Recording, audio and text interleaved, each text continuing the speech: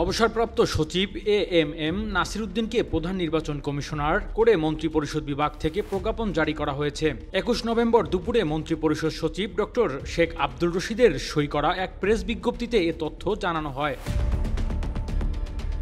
প্রজ্ঞাপনে বলা হয়, গণপ্রজাতন্ত্রী বাংলাদেশ সংবিধানের ১১৮(১) অনুচ্ছেদ প্রদত্ত ক্ষমতা বলে বৃহস্পতিবার ২১ নভেম্বর রাষ্ট্রপতি মোহাম্মদ শাহাবুদ্দিন সদয় হয়ে বাংলাদেশ সরকারের অবসরপ্রাপ্ত সচিব এএমএম নাসির উদ্দিনকে প্রধান নির্বাচন কমিশনার পদে নিয়োগ দান করেছেন।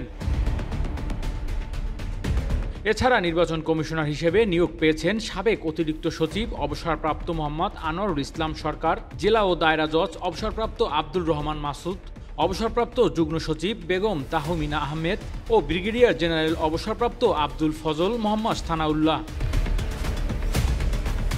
রাষ্ট্রপতির আদেশক্রমে এই আদেশ অবিলম্বে কার্যকর হবে বলেও জানানো হয়েছে প্রজ্ঞাপনে। Desk report, metro TV.